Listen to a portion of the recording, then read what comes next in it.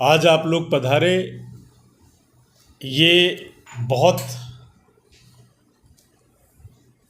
प्रशंसा का कारण होगा हम लोगों के लिए, क्योंकि आपके माध्यम से बहुत लोग लाभान्वित होने वाले हैं। क्योंकि हम लोगों का उद्देश्य हमारी संस्कृति, हमारी सनातन परंपरा, इसका पूर्ण और संपूर्ण और संपन्न ज्ञान अपने इस भारतवासियों को आपके द्वारा जहाँ तक हम पहुँच पाएंगे, उन सारे सनातन प्रेमियों को हमारे हनुमान जी के चरणों में अनुराग रखने वाले, श्री राम जी के प्रिय हनुमान जी के से विशेष स्नेह रखने वाले सभी भक्तों तक यह पहुँचे कि हनुमान जी हमारे कर्मशील भगवान हैं और भक्ति की परिकाष्ठा उनमें देखी जा सकती है। सनातन सेवा भाव और कर्तव्यनिष्ठ की होने की चर्चा का विषय है, जिससे प्रेरित होने की बात होती है तो वो श्रद्धेय श्री हनुमान जी की मूर्ति पूजा से और उनकी आराधना के द्वारा हम ये संवाद पूरे विश्व में फैलाना चाहते हैं। अभी पहले तो जैसे भाई साहब ने कहा कि उद्देश्य क्या है, अब इसके बाद मैं बताना चाह रहा हूँ कि बहुत से लोगों को जयंती क्या है और जन्मोत्सव क्या है वो नहीं पता है। ये कंट्रोवर्सी हर बार देखते हैं, मीडिया में चलती रहती है। तो हनुमान जयंती हम नहीं कहते, क्योंकि जयंती का मतलब है जो आदमी गुजर गया है, जो है नहीं।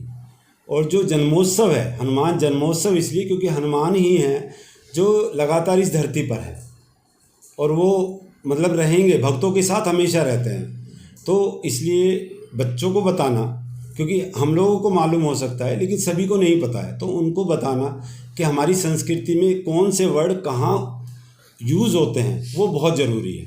23 अप्रैल को जो हनुमान मंदिर परिसर है, छतरपुर कात्यायनी मंदिर भी है, बाबा नागपल परिसर भी कहते हैं, उसमें हमारा एक प्रोग्राम है। 4 बजे से शुरू होगा। 4 बजे उसके अंदर 4 से और 6 बजे तक सुंदरकांड का पाठ होगा। उसके बाद हमारा सांस्कृतिक कार्यक्रम होगा, और सांस्कृतिक कार्यक्रम जिसमें हम उसको भजन संध्या भी कह सकते हैं, वो बच्चे करेंगे जो बिल्कुल एक गरीब परिवार से, जिन बच्चों को हमने एजुकेशन दी है, उनको पढ़ाया है, उनको लगातार हम संस्कार और 2 घंटे की एक शिक्षा भी देते हैं, ताकि वो उस लेवल पे आ सकें कि वो सिर्फ सरकारी स्कूलों में ट्यूशन पे भरोसा ना करें। तो वो बच्चे प्रोग्राम देंगे। उसके बाद हमारा जो है लेज़र शो होता है। मूर्ति जो हनुमान जी की 108 फीट की मूर्ति है, उस पर लेज़र शो होगा।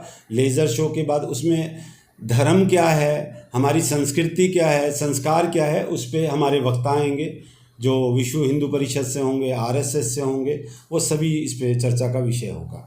पिछले 2 सालों से छतरपुर मंदिर में हम लोग हनुमान चालीसा का पाठ कर रहे हैं। 50 लोगों से शुरू हुआ था, आज 5000 लोग हर मंगलवार को हनुमान भक्त हनुमान चालीसा करते हैं एक साथ खड़े होकर के। 11,000 दीपों और फूलों से रंगोली बन रहा है, एक कारण है। दूसरा कारण है कि लेज़र शो लाइट के माध्यम से हनुमान चालीसा पाठ होगा। और छतरपुर के आसपास जितने भी यहाँ पे देख रहे हैं, आयानगर, भाटी, माइंस, मरौली, सब लोगों की पूरी सूचना है। और मैक्सिमम से मैक्सिमम लोग, मुझे लगता है 21,000 से ज़्यादा संख्या में हनुमान भक्त यहाँ पे हनुमान चालीसा पाठ करने आ रहे हैं। सर 21,000 से ऊपर का है, 21,000 से ऊपर हनुमान भक्त आके हनुमान चालीसा पाठ करेंगे। हम लोगों ने ही छतरपुर में ही एक हनुमान जी का छोटा सा मंदिर था पार्क में, हमने वहाँ से शुरू किया था 40 लोगों से। फिर हमने 100 फुटा रोड है वहाँ भी किया था।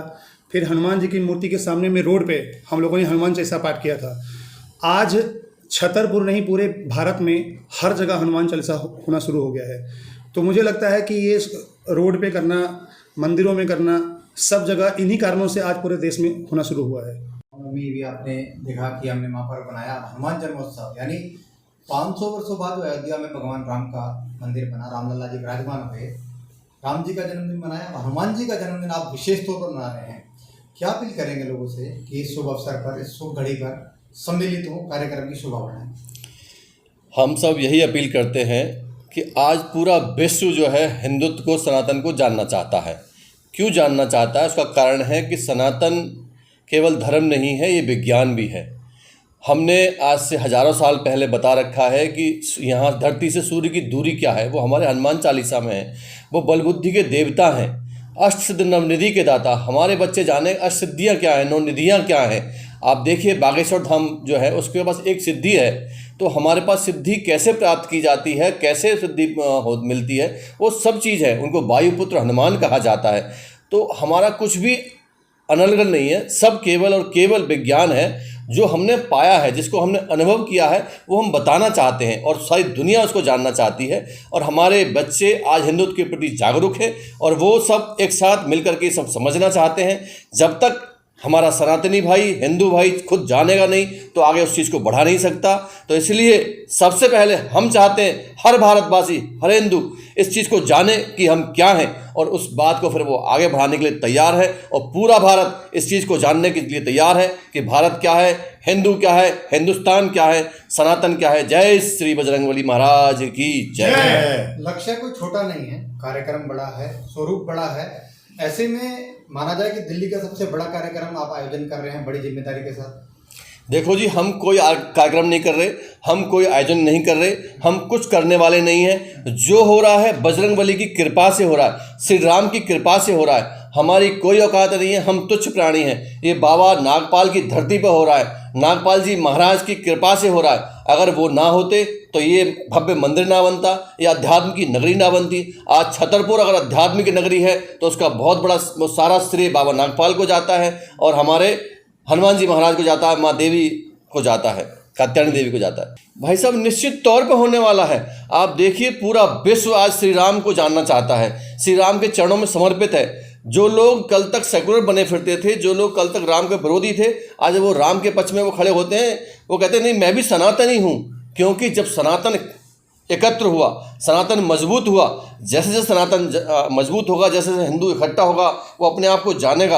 आप निश्चित तौर पे मान लीजिए पूरी दुनिया सनातन को जानना चाहेगी, पूरी दुनिया उसको विश्वगुरु मानेगी। क्योंकि केवल सनातन ही है जो कहता सर्वे भवन्तु सुखिनः, सर्वे सन्तु निरामया, सर्वे भद्राणि पश्यन्तु, माँ कश्चित् दुःख भाग् भवेत्। वो केवल सबके मंगल कामना केवल सनातन ही करता है, और कोई भी मजहब ये सब कामना नहीं करता है। इसी का कारण है कि आज दुनिया जानना चाहती है कि ये है क्या है। मतलब कहा जाए देश राम राज्य की ओर अग्रसर हो रहा है। अभी जो मेरा व्यक्तिगत मानना है, मैं उसमें सबकी बात नहीं कहूँगा, मैं माफ़ी चाहता हूँ। हमने केवल राम मंदिर की स्थापना की है, प्राण प्रतिष्ठा की है।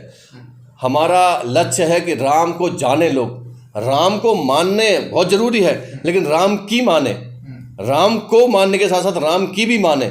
जब तक राम को मानने के साथ राम की नहीं मानेंगे तब तक काम चलने वाला नहीं है। उसमें मैं एक वृतांत छोटा सा सुनाता हूँ कि जब रावण का बेटा मर जाता है, जब उसका वध हो जाता है, तो श्री राम उसको सांत्वना देते हैं, उसका शोक प्रकट करते हैं। आप सोचिए हम कितने बड़े जो है दिल वाले हैं कि दुश्मन को मारने के बाद दुश्मन के साथ हम खड़े होकर शोक प्रकट करते हैं। इसका कारण है कि हमारे अंदर नफरत नहीं है, विरोध है। विरोध के लिए हम धर्म के लिए अस्त्र उठाए हैं, लेकिन नफरत नहीं है।